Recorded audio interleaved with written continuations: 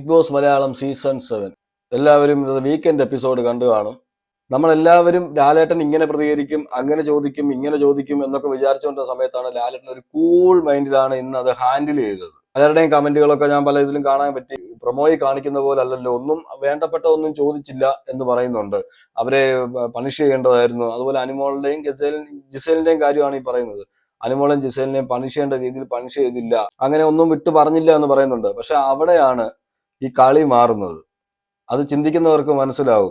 ഇപ്പൊ ലാലേട്ടൻ വന്നു, അവിടെ പിടിച്ച് രണ്ടുപേരെയും വിളിച്ച് അങ്ങോട്ട് കുടഞ്ഞ് എടുത്ത് രണ്ടുപേരെയും രണ്ട് വഴക്ക് പറഞ്ഞിട്ട് പോകുമ്പോഴത്തേക്ക് അതിന്റെ ആ തീ അങ്ങ് അണയും. ആ ഗെയിം അവിടെ അങ്ങ് അവസാനിക്കും. നമ്മളൊക്കെ ആദ്യം പറയുന്ന പോലെ ഇവിടെ കളിക്കുന്നത് ബിഗ് ബോസും ഈ പറയുന്ന മത്സരാർത്ഥികളുമായിട്ടാണ് ഈ സീസണിലെ കളി. വീട്ടിന്റെ അകത്തുള്ളവരുമായിട്ട് ഇപ്പൊ കളിച്ചുകൊണ്ടിരിക്കുന്നത് ചുരുക്കം പറഞ്ഞാൽ ബിഗ് ബോസ് ആണ്, ബിഗ് ബോസ് ടീമാണ്. ഇന്ന് അവിടെ ഇങ്ങനെ സംസാരിക്കാൻ കാരണം തന്നെ ഇന്ന് എടുത്ത് കാണിച്ചു.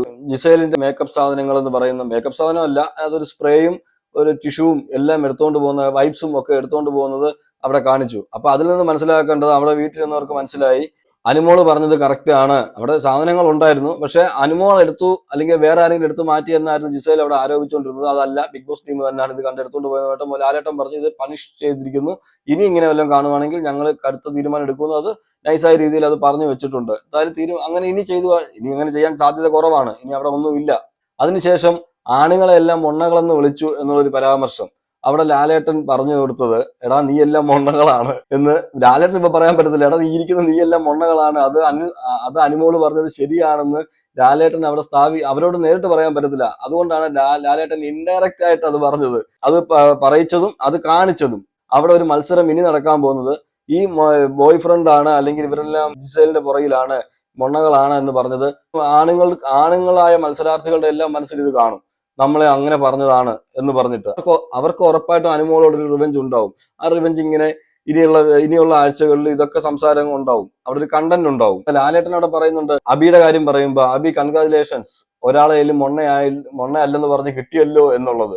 അത് ഇൻഡയറക്റ്റ് ആയിട്ട് അവർക്ക് കൊടുത്താണ്. എടാ നീയൊന്നും ഇങ്ങനല്ല, ഇങ്ങനെ ഒരു പാവട വള്ളി തൂങ്ങിയല്ല നീ എല്ലാം കളിക്കേണ്ടത് എന്ന് കൃത്യമായിട്ട് ലാലേട്ടൻ അവിടെ പറഞ്ഞു കൊടുത്തതാണ്. ബിഗ് ബോസ് ടീം അവിടെ പറയിച്ചതാണ്. പക്ഷെ അത് എത്ര പേർക്ക് മനസ്സിലായെന്നും അറിയത്തില്ല.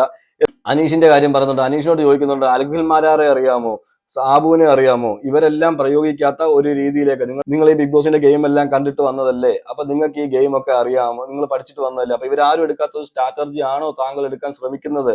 ഇങ്ങനെ അലച്ചു വിളിച്ചു കൂവി നിങ്ങൾക്ക് എവിടെ വരെ പോകാൻ പറ്റുമെന്ന് അനീഷിനെ മനസ്സിലാക്കി കൊടുക്കാൻ ശ്രമിക്കുന്നുണ്ട്.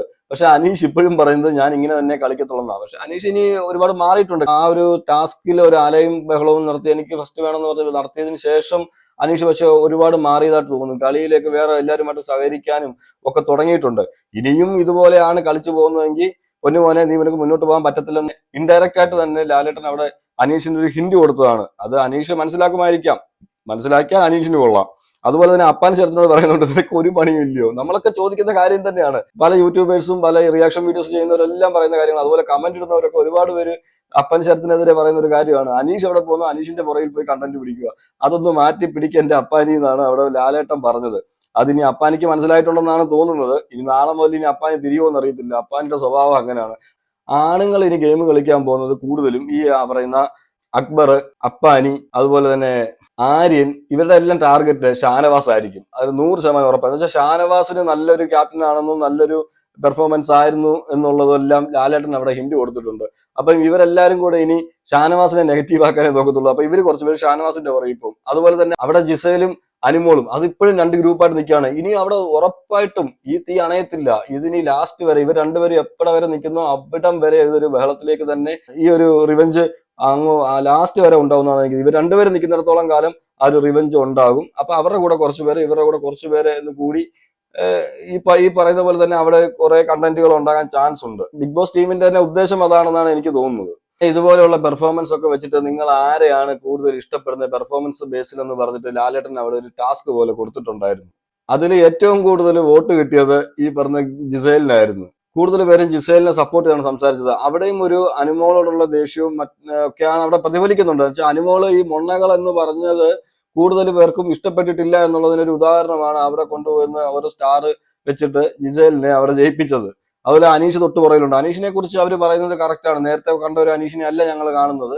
ഇപ്പോൾ പുതിയൊരു അനീഷാണ് എന്ന് പറഞ്ഞാൽ അനീഷിനെ കഴിഞ്ഞ ഫസ്റ്റ് വീക്കൊക്കെ നമ്മൾ നോക്കിക്കഴിഞ്ഞാൽ അനീഷിനെ കടിച്ചു കയറാൻ വരുമായിരുന്നു ആൾക്കാർ. പക്ഷെ ഇപ്പൊ അനീഷ് കുറച്ചു പേരുടെ മനസ്സിലേക്ക് കയറിയിട്ടുണ്ട് എന്നുള്ളതിന് ഉദാഹരണം കൂടിയാണ് അത്.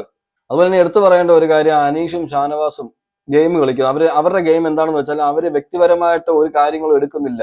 ഇപ്പം എന്തെങ്കിലും ഒരു ടാസ്കിന്റെ ബേസിൽ ഒരു വഴക്കുണ്ടാക്കിയാലോ അല്ലെങ്കിൽ ഒരു ഗെയിമിന്റെ ഭാഗമായിട്ട് വഴക്കുണ്ടാക്കിയാലോ അല്ലാതെ വഴക്കുണ്ടാക്കിയാൽ തന്നെ അവർ അപ്പോൾ പറഞ്ഞ് നേരെ നേരെ പറഞ്ഞ് നിർത്തി അവിടെ വെച്ച് കഴിഞ്ഞു. പിന്നെ അതിനെക്കുറിച്ച് മറ്റുള്ളവരോട് പോയി സംസാരിക്കുകയോ അല്ലെങ്കിൽ മറ്റുള്ളവരെ കൊണ്ട് ഒരു പ്രശ്നം ഉണ്ടാക്കിക്കുകയോ ഒന്നും ചെയ്യുന്നില്ല. അവര് ചോദിക്കും എന്താണ് വിഷയം എന്ന് ചോദിച്ചാൽ ഇതാണ് വിഷയം എന്ന് പറയുന്നതല്ലാതെ കൂട്ടത്തല്ലിക്കാൻ ഇവർ രണ്ടുപേരും പോകുന്നില്ല എന്നുള്ളത് ഇവർക്ക് പോസിറ്റീവാണ്. പക്ഷെ അത് കൂട്ടത്തല്ലിക്കാൻ പോകുന്നത് ആരാന്ന് വെച്ചാൽ അപ്പാനി ശരത്ത്, ഞാൻ കണ്ടതിൽ അപ്പാനി ശരത്തും ഈ പറയുന്ന പോലെ അക്ബറും ഇതിന്റെ മിടുക്കന്മാരാണ്, ഇതിനകത്ത് PhD എടുത്തവരാണ് എന്ന് വെച്ചാൽ അങ്ങോട്ടും ഇങ്ങോട്ടും തല്ലിക്കാന്. അതുപോലെ തന്നെയാണ് ഇന്ന് പുറത്തായ ബിൻസി പുറത്താകാൻ കാരണം തന്നെ എന്താന്ന് വെച്ചാൽ ഷാഡോ ആയിട്ട് കളിക്കാൻ ശ്രമിച്ചു. എന്ന് വെച്ചാൽ അപ്പാനിയുടെയും അതുപോലെ തന്നെ അക്ബറിന്റെയും അങ്ങനെ കുറച്ച് പേരുടെ ടീമിനകത്ത് നിന്നുകൊണ്ട് ഒരു ഷാഡോ ആയിട്ട് കളിക്കാൻ തോന്നി. പക്ഷെ കണ്ടന്റ് ഒന്നും തരുന്നില്ല. അവര് എന്തെങ്കിലും വിഷയം ഉണ്ടാക്കുമ്പോൾ അവിടെ കിടന്ന് ബഹളം വെക്കുക എന്നുള്ളതല്ലാതെ സ്വന്തമായിട്ട് കണ്ടന്റ് തരാൻ പറ്റിയില്ല. അതുകൊണ്ടാണ് പ്രേക്ഷകരുടെ മനസ്സിൽ ഇടം പിടിക്കാതിരുന്നതെന്നാണ് എനിക്ക് തോന്നുന്നത്. അതുപോലെ ലേഡീസില് നമ്മള് പ്രത്യേകം ശ്രദ്ധിച്ചാൽ മനസ്സിലാവും, ഈ ലേഡീസില് ഇത് ഈ പറയുന്ന ക്യാരക്ടറുള്ള 2-3 പേരുണ്ട് എങ്കിലും ഈ കലാഭവൻ സരിക അതിന്റെ ഒരാളാണ്. അതുപോലെ ബിന്നി അവിടെയും നിൽക്കും ഇവിടെയും നിൽക്കും. എന്നിട്ട് രണ്ടുപേരും തമ്മിൽ എന്തെങ്കിലും വിഷയം ഉണ്ടാക്കി വിട്ടിട്ട് അവിടെയും പറയും ഇവിടെയും പറയും. അതിനുശേഷം എന്ത് ചെയ്യും, പോയി മിണ്ടാതിരിക്കും. എന്ന് വെച്ചാൽ ബാക്കി ഉള്ളവർ തമ്മിലടിക്കുമ്പം ഇത് കണ്ടിട്ട് ഇന്ന് ചോര കുടിക്കുന്ന ചെന്നായ എന്ന് പറഞ്ഞ് കേട്ടിട്ടില്ലേ, ആ ഒരു ക്യാരക്ടറായിട്ട് ബിന്നി എനിക്ക് നല്ലതുപോലെ ഫീൽ ചെയ്തിട്ടുണ്ട്. ആദ്യം മുതലേ ഫീൽ ചെയ്തിട്ടുണ്ടെങ്കിലും ഇപ്പൊ അത് കൂടി വരികയാണ്. ബിന്നിയാണ് കളം മൂപ്പിക്കുന്നത് പോയിരുന്നത്. എന്തെങ്കിലും ഒരു ഇഷ്യൂ ഉണ്ടാകുമ്പോഴത്തേക്ക് ഇവിടെ ഒരു സൈഡിൽ വന്ന് കളം മൂപ്പിക്കും, അതേപോലെ അപ്പുറം സൈഡിലും പോയി കളം മൂപ്പിക്കുന്ന ഒരാളായിട്ട് എനിക്ക് ബിന്നിയെ തോന്നിയിട്ടുണ്ട്. അതുപോലെ ആദില നൂറ, ഞാൻ ആദ്യം വിചാരിച്ചത്, ഞാൻ സത്യം പറയാലോ, ആദില നൂറ ഒന്നും ഒരു ഗെയിമറേ അല്ലെന്നാണ് ഞാൻ വിചാരിച്ചുകൊണ്ടിരുന്നത്. പക്ഷെ ഇപ്പൊ ഗെയിമിലേക്കൊക്കെ നല്ല വരുന്നുണ്ട്, പ്രതികരിക്കുന്നിടത്ത് പ്രതികരിക്കുന്നുണ്ട്. ആദിലൊക്കെ നല്ല പ്രതികരിക്കുന്നുണ്ട്. നോറ കുറച്ചൊക്കെ ഒരു വ്യത്യാസം ഉണ്ടെന്ന് പറഞ്ഞാലും ആദില പ്രതികരിക്കുന്നിടത്ത് പ്രതികരിച്ച് ഗെയിമിലേക്ക് ഇപ്പൊ വന്നിട്ടുണ്ട്, നല്ല രീതിയിൽ മുന്നോട്ട് വരുന്നുണ്ട്. അതുപോലെ ഞാൻ കളിക്കുമെന്ന് വിചാരിച്ച ഒരാളുണ്ട് അവിടെ, രന ഫാത്തിമ. ഞാൻ ആദ്യമൊക്കെ വരവൊക്കെ കണ്ടപ്പോൾ ഞാൻ വിചാരിച്ചു തകർത്തടിച്ച് കളയുമെന്ന്.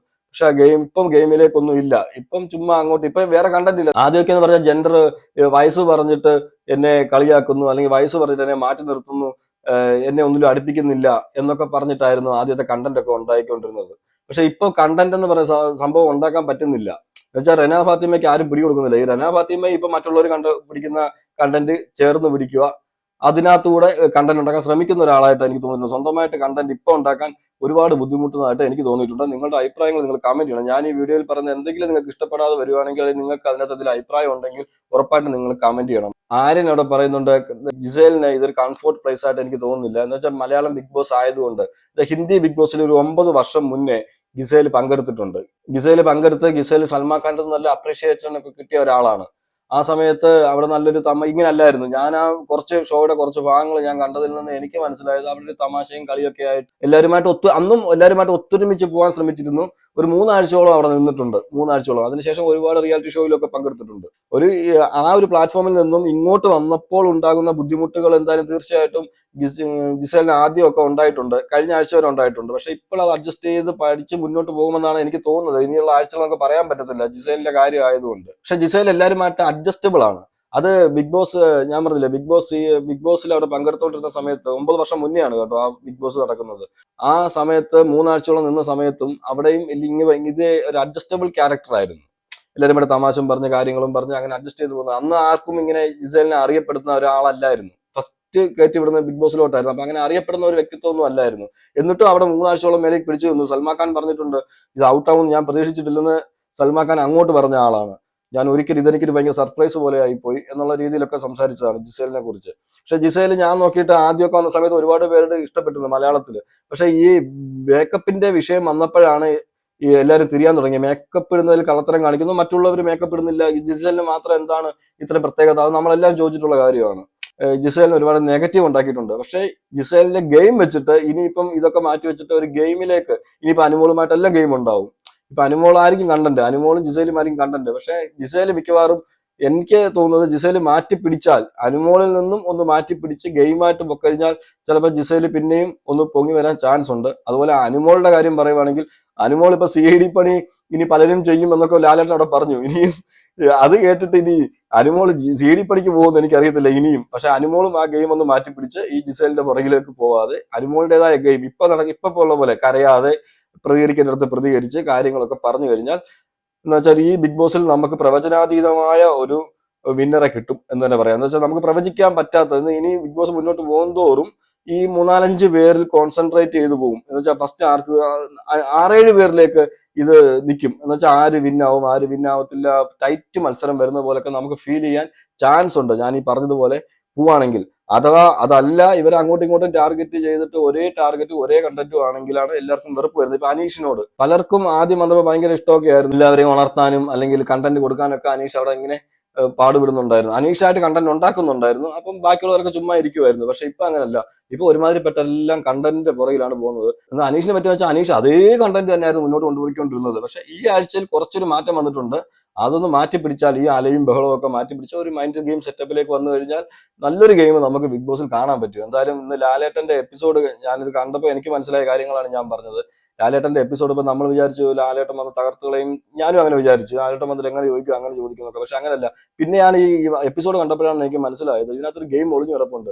ഇവിടെ ബിഗ് ബോസും ഈ മത്സരാർത്ഥികളും തമ്മിലാണ് ഇപ്രാവശ്യം മത്സരം നടക്കുന്നത്. ബിഗ് ബോസ് എന്ന് പറഞ്ഞ മത്സരം തന്നെ നടക്കുന്നത് തന്നെ. അപ്പം ബിഗ് ബോസ് ഇതിനകത്തൊരു മൈൻഡ് ഗെയിം കളിക്കുന്നുണ്ട്.